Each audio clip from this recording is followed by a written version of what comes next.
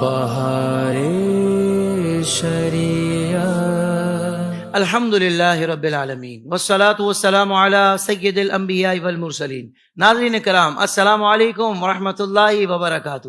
میں ہوں آپ کا میزبان حافظ محمد طاہر قادری، اور آپ دیکھ رہے ہیں آپ کا میرا پسندیدہ پروگرام اور بہت ہی معلوماتی پروگرام بہار شریعت۔ ناظرین کرام، ہماری خوش نصیبی ہے ہمارے درمیان آج جو شخصیت ہیں، نوجوان اسکالر ہیں، مفتی محمد انس رضا قادری صاحب، آج الحمدللہ بہار شریعت میں ہمارے مہمان ہیں۔ مفتی صاحب السلام علیکم ورحمۃ اللہ وبرکاتہ۔ وعلیکم السلام ورحمۃ اللہ وبرکاتہ۔ مزاج گرامی بخیر آپ کے؟ اللہ کا فضل ہے۔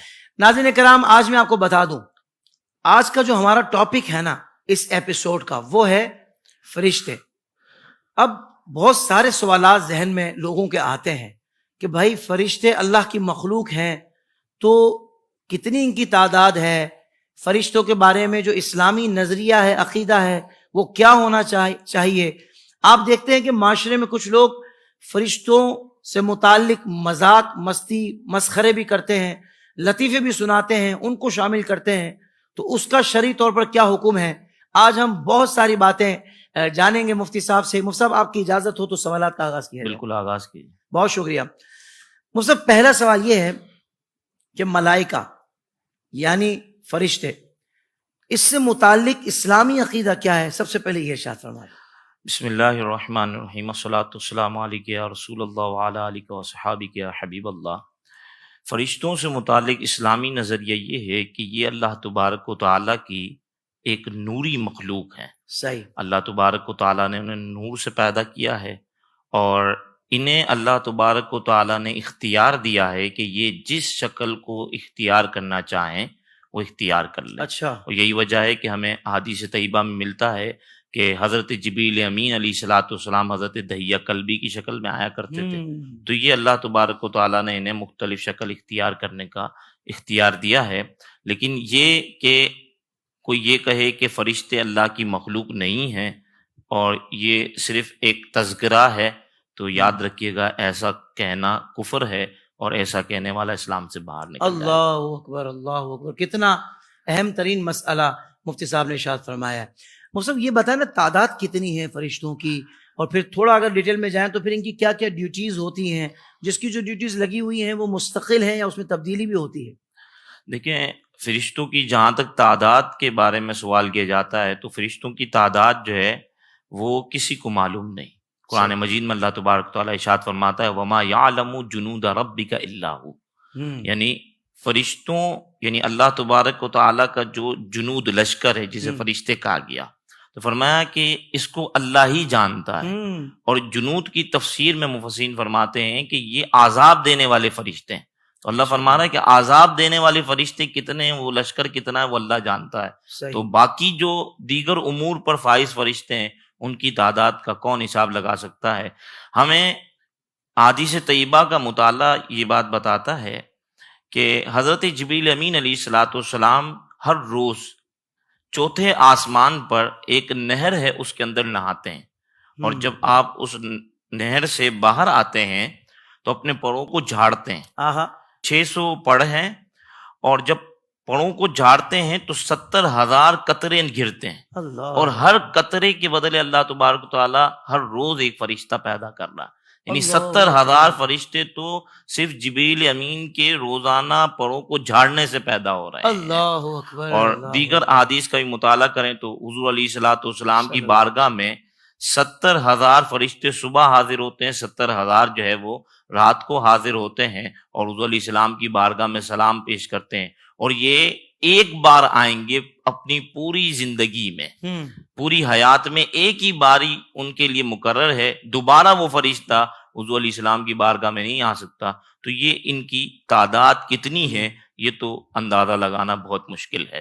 جہاں تک بات ہے فرشتوں کی ڈیوٹی، تو اللہ تبارک و تعالیٰ نے کسی فرشتے کو، جیسے حضرت جبریل امین علیہ الصلوۃ والسلام کو اللہ تبارک و تعالیٰ نے حضور علیہ الصلوۃ والسلام اور انبیاء کرام کے پاس وحی لانے کے لیے مقرر کیا، کسی کو بارش برسانے کے لیے مقرر کیا، کسی فرشتے کی ڈیوٹی یہ ہے کہ وہ ماں کے پیٹ کے اندر بچے کی صورت بناتا ہے، کسی فرشتے کی ڈیوٹی یہ ہے کہ وہ لوگوں کو روزی پہنچاتا ہے، کسی فرشتے کی ڈیوٹی یہ ہے کہ وہ بارش برساتا ہے، کئی فرشتے ایسے ہیں کہ جو سجدے میں ہیں، کئی فرشتے ایسے ہیں جو رکوع میں ہیں، تو مختلف ڈیوٹیاں ہیں ان کی، لیکن فرشتوں کو جو ڈیوٹی دی جاتی ہے فرشتے اس کی مخالفت نہیں کرتے، مخالفت نہیں کرتے، جو ان کو اللہ کا حکم ہوتا ہے سبحان اسی اللہ۔ کی پیروی کرتے ہیں۔ لا یعصون اللہ ما امرہم ویفعلون ما یؤمرون، سورۃ التحریم کے اندر اللہ فرماتا ہے کہ فرشتے وہی کرتے ہیں جس کا اللہ حکم دیتا ہے، سبحان اللہ، وہ اللہ کی سبحان اللہ۔ نافرمانی نہیں کرتے۔ تو دوران گفتگو میرے ذہن میں بات آئی کہ اللہ کی تو یہ شان ہے کہ کن فیکون،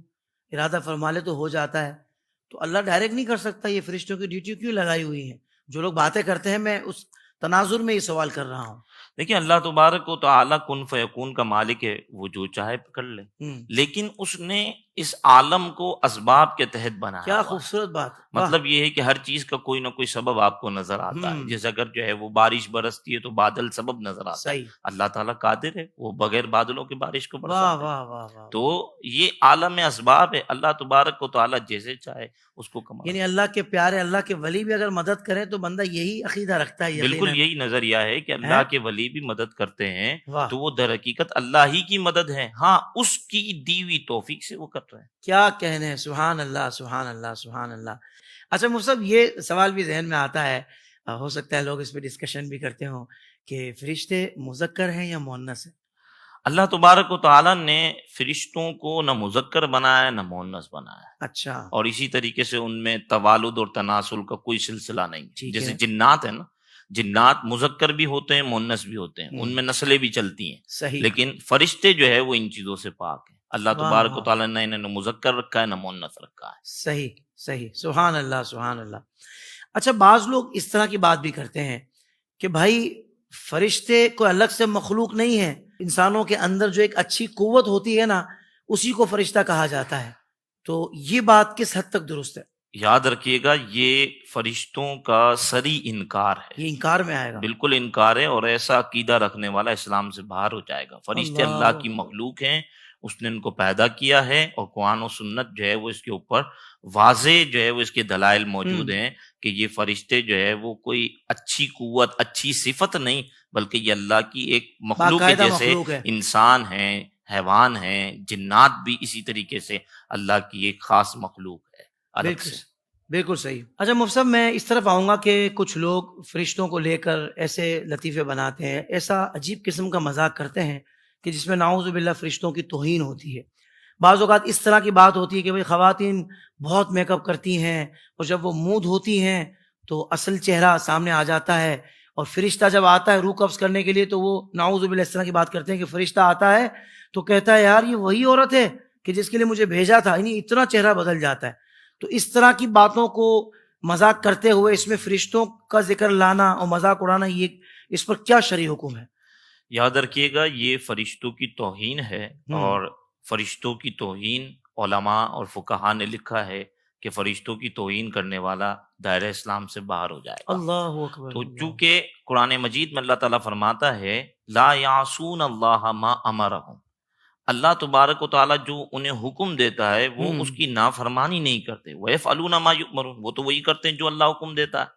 تو جب اللہ حکم دیتا ہے اور اللہ تبارک و تعالیٰ نے کسی کی روح کو قبض کرنے کا حکم دیا، اب یہ کیسے ممکن ہو سکتا ہے کہ فرشتہ جو ہے وہ پریشان ہو جائے معاذ اللہ کہ جو ہے وہ میں کس کی روح قبض کرنے آیا ہوں؟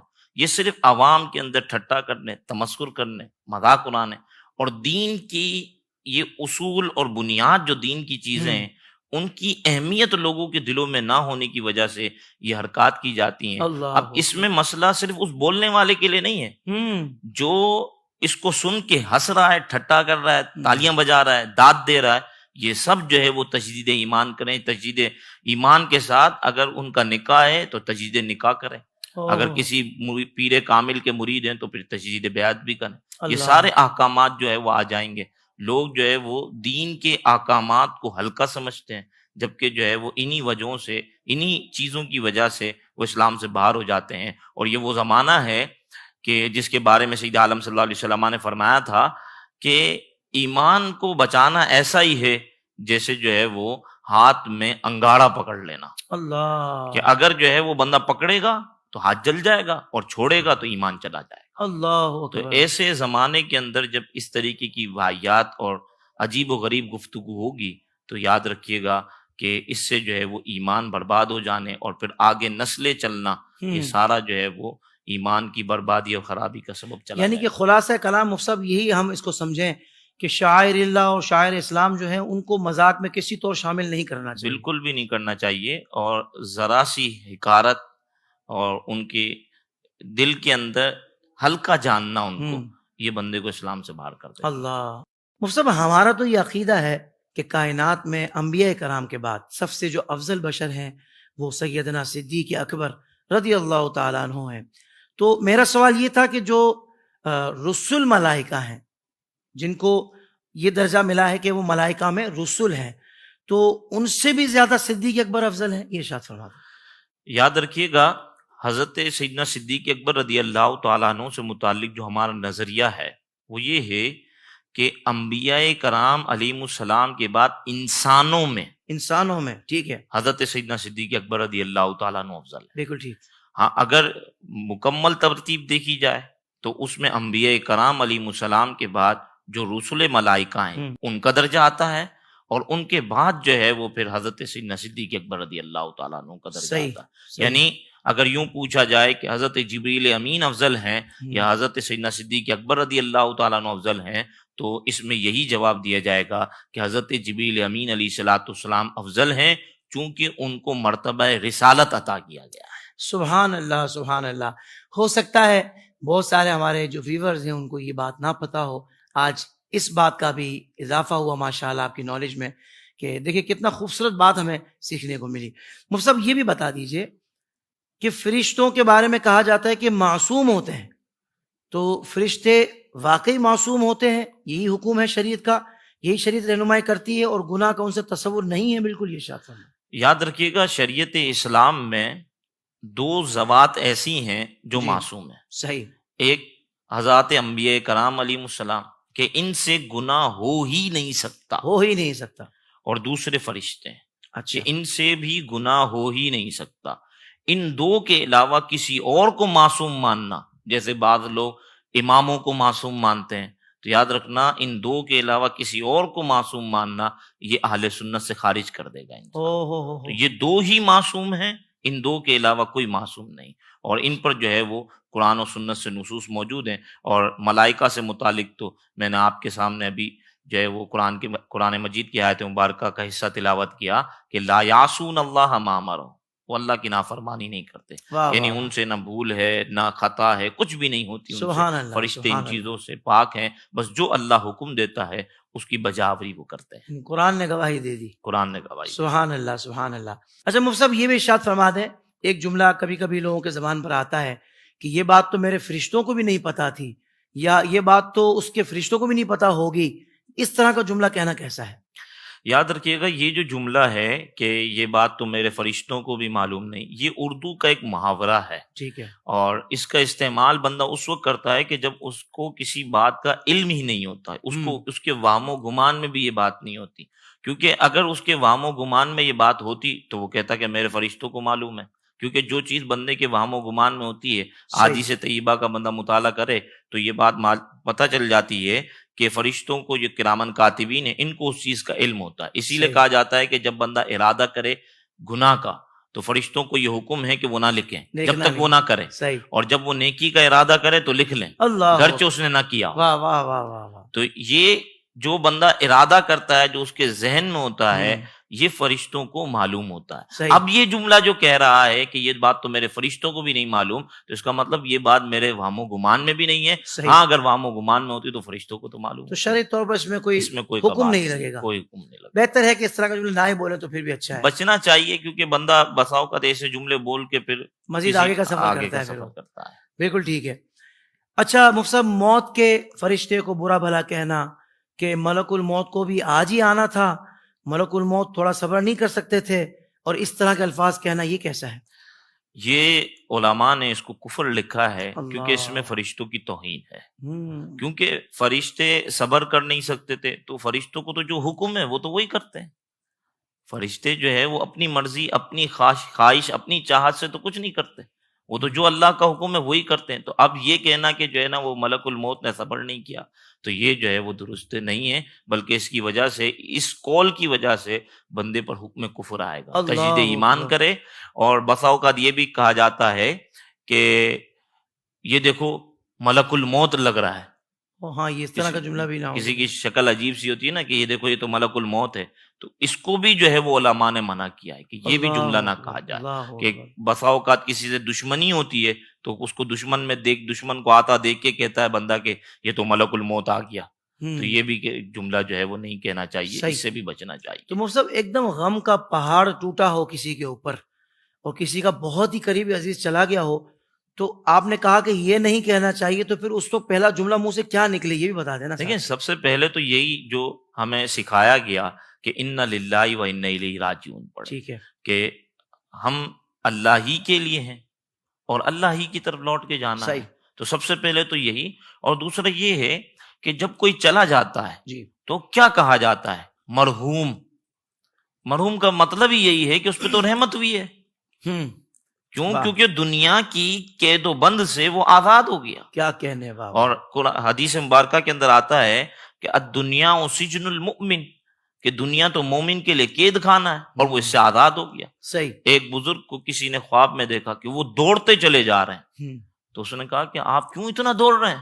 کہا کہ ابھی مشکل سے جو ہے وہ دنیا سے میری جان چھٹی ہے، اس لیے میں دوڑ رہا ہوں کہ کہیں دوبارہ اس دنیا کے اندر نہ چلا جاؤں۔ اللہ۔ تو اس وقت پھر اس نے بیدار ہو کے معلوم کیا تو اس بزرگ کا انتقال ہو چکا تھا۔ اللہ۔ تو یہ جب کسی کا انتقال ہوتا ہے ہم اس کو مرحوم کہتے ہیں، صحیح، اور اس کی اچھائیوں کو بیان کریں اور یہ کہیں کہ وہ نیک آدمی تھا، کیونکہ جو غم کے اندر، سوگ کے اندر جو لوگ شریک ہوتے وہ کہتے ہیں یہ بندہ جنتی تھا، اللہ اس بندے کے لیے جنت کو لکھ دیتا ہے، اس کے لیے جنت واجب کر دی جاتی ہے۔ گواہی کی بھی اتنی اہمیت ہے۔ تو یہ کام کیے جائیں جو کرنے کے ہیں، نہ کہ خاص طور پہ جو عورتیں ہوتی ہیں وہ جو ہے وہ اس طریقے سے جو ہے وہ جملے کہتی ہیں، اور یہ سنا گیا ہے کہ اللہ کو جو ہے وہ اس عورت پر رحم نہیں آیا کہ اس کا چھوڑ جو ہے وہ چھین لیا۔ استغفر اللہ۔ اللہ ہی تو رحم کرنے والا ہے، اللہ ہی تو مہربان ہے، وہی تو رحمان ہے، 70 ماؤں سے بڑھ کر محبت، اور ظلم کا اس سے تصور ہی نہیں ہے، اور اسی لیے مرنے والے کو مرحوم کہتے ہیں کہ اللہ نے اس پر رحم فرمایا ہے۔ سبحان اللہ۔ تو موت جو ہے وہ ایک طریقے سے مومن کے لیے رحمت ہے، نہ کہ جو ہے وہ زحمت ہے۔ سبحان اللہ، سبحان اللہ، کیا خوبصورت انداز ہے مفتی صاحب، اللہ آپ کو جزائے خیر عطا فرمائے۔ مفتی صاحب اس طرح کے اشعار پڑھے جاتے ہیں، میں آپ کو بتاتا ہوں کہ لحد میں نے جو مولا علی کا نام لیا، قسم خدا کی فرشتے سوال بھول گئے، تو یہ کیا ہے؟ یعنی اس طرح کی بات کرنا فرشتوں سے متعلق، اس پر شرعی حکم کیا لگے گا؟ یاد رکھیے گا ایسا کہنے والا جو فرشتوں سے متعلق یہ کہہ رہا ہے کہ وہ سوال بھول گئے، یہ جو ہے وہ درست نہیں ہے، بلکہ جو ہے وہ ایسا کہنے والا تجدید ایمان کرے، اور جو ہے وہ اگر کسی مجلس کے اندر پڑھا گیا ہے اور لوگ جو ہے وہ داد دے رہے ہیں ایسے شخص کو، تو ان سب پر یہی حکم لگے گا کہ وہ تجدید ایمان کرے۔ اتنا سخت مسئلہ، اتنا سخت مسئلہ ہے۔ اور یہ یاد رکھیے گا کہ صحابہ کرام علیہم رضوان کی ذوات اقدس اور اسی طریقے سے اہل بیت اعظام کی نفوس قدسیہ، یہ ہمارے ایسے اشعار یا ان چیزوں کی محتاج نہیں ہے۔ کیا اللہ کے رسول علیہ الصلوۃ والسلام اور اللہ تعالیٰ نے خود ان کے اتنے فضائل اور کمال بیان کر دیے کہ اب ہم بیان کرنے میں اس طریقے کے جملے کہیں کہ جو ہمیں شریعت سے باہر لے جائے، تو یاد رکھیے گا یہ ٹھیک نہیں ہے۔ اور اس میں آپ ایک بات اور غور کیجئے کہ امام علی مقام امام حسین رضی اللہ تعالیٰ عنہ نے شریعت کو بچانے کے لیے کربلا میں جان دے دی، اللہ کربلا میں شہادت کو اختیار کر لیا شریعت کو بچانے کے لیے، تو وہ کیا ہماری اس طریقے کی جو تعریف ہے، اس طریقے کی توصیف ہے، اس کو برداشت کریں گے کہ جو ہے وہ شریعت کے خلاف ہو؟ وہ کیسے اس کو پسند کریں گے؟ وہ ان چیزوں کو پسند نہیں کر سکتے، کیونکہ وہ تو اپنے نانا کے دین کو بچانے کے لیے کھڑے ہوئے تھے، اور اس کے لیے جو ہے وہ امام علی مقام نے جان دے دی، حضرت مولا کائنات نے شہادت کو اختیار کیا، صحابہ کرام شہید ہو گئے، وہ تو دین کو بچانے کے لیے تھے، نہ کہ جو ہے وہ ہمارے جو ہے وہ ان طریقے کے اشعار کے لیے کہ جو ہے وہ ہمیں دین سے باہر کر دیں۔ یعنی ان مقدس ہستیوں کی سچی شانیں اتنی زیادہ ہیں کہ تم جھوٹ کی طرف کیوں جاتے ہو؟ بالکل، کہ جس سے وہ بھی راضی نہیں ہے، وہ بھی جب وہ راضی نہیں ہے تو پھر کس کے لیے کر رہے ہو؟ ہیں صرف اپنے نفس کے لیے۔ اللہ تبارک و تعالیٰ ریاکاری سے اور ان طریقوں کی خرافات سے ہمیں بچائے۔ آمین اللہم آمین۔ مفتی صاحب بالکل آخری سوال ہے کیونکہ کم و بیش ہمارے پروگرام کا وقت مکمل ہو چکا ہے، کہ جنات سے متعلق اسلامی نظریہ کیا ہے؟ کیا واقعی یہ بھی فرشتوں کی طرح اللہ کی ایک الگ مخلوق ہے؟ یاد رکھیے گا کہ جنات فرشتوں کی طرح الگ مخلوق ہے، اور اللہ تبارک و تعالیٰ نے ان کو آگ سے پیدا کیا ہے، اور یہی وجہ ہے کہ ابلیس کو بھی جو ہے وہ جنات سے کہا جاتا ہے کہ شیطان بھی یہ جنات ہی سے، کیونکہ اس کو بھی آگ ہی سے بنایا گیا ہے۔ اور اللہ تبارک و تعالیٰ نے جنات کو بہت زیادہ قوت دی ہے، طاقت دی ہے، ان کے اندر نسل چلتی ہے، جیسے کہ میں نے پہلے عرض کیا کہ ان کے اندر توالد و تناسل ہے۔ اور اگر کوئی شخص یہ کہے کہ جنات تو بس ایک بری قوت کا نام ہے، ہمارے اندر جو برائی ہوتی ہے یہ جن ہے، یا ہمیں جو غصہ آتا ہے تو گویا کہ جن آ گیا ہم پر، اگر کوئی اس طریقے کا نظریہ رکھتا ہے تو وہ اللہ تبارک و تعالیٰ کی اس مخلوق کا انکار کر کے اسلام سے باہر ہو جائے گا۔ تو یہ الگ سے مخلوق ہے، جیسے انسان مخلوق ہے اسی طریقے سے جو ہے وہ جانور مخلوق ہیں، تو فرشتے بھی مخلوق ہیں، جنات بھی مخلوق ہیں، یہ سب الگ الگ مخلوق ہیں، اور ان پر ایمان لانے کا حکم ہے ہمیں۔ اگر کوئی شخص ان پر ایمان نہیں لاتا تو وہ شخص اسلام سے باہر ہو جائے۔ اچھا، ان کے ہونے پر ایمان لانا ضروری ہے؟ الگ سے وجود، الگ سے وجود ہے یہ۔ کوئی کہے ہے تو صحیح لیکن صفت ہے انسان کی، تو یہ نہیں، الگ سے وجود اور الگ سے مخلوق ہے، خواہ ہم کو نظر آئے یا نہ آئے۔ کسی چیز کا، اس میں اضافہ کر دوں کہ کسی چیز کسی چیز کے ہونے کے لیے ضروری نہیں ہے کہ وہ ہمیں نظر آئے۔ صحیح، ایسا ہو سکتا ہے کہ ہو ہمیں نظر نہ آئے، بالکل صحیح بات۔ جیسے ہماری روح ہے لیکن ہمیں نظر نہیں آتی، اللہ تبارک و تعالیٰ ہوا بھی کہاں نظر آتی ہے لیکن ہمیں نظر نہیں آتی، آواز بھی نظر نہیں آتی جا رہی ہے، تو بہت ساری چیزیں ہیں۔ صحیح۔ سبحان اللہ۔ مفتی صاحب اللہ آپ کو جزائے خیر عطا فرمائے۔ ناظرین کرام، آپ کو کوئی مسئلہ درپیش ہے تو اسکرین پر نمبرز آ رہے ہیں، ان نمبرز پہ میسج ٹائپ کیجئے اور ہمیں سینڈ کر دیجئے، ہم کوشش کریں گے مفتی صاحب کے سامنے آپ کا سوال بھی رکھا جائے اور ان سے شرعی رہنمائی لی جائے۔ اپنا بہت خیال رکھیے گا۔ السلام علیکم ورحمۃ اللہ وبرکاتہ۔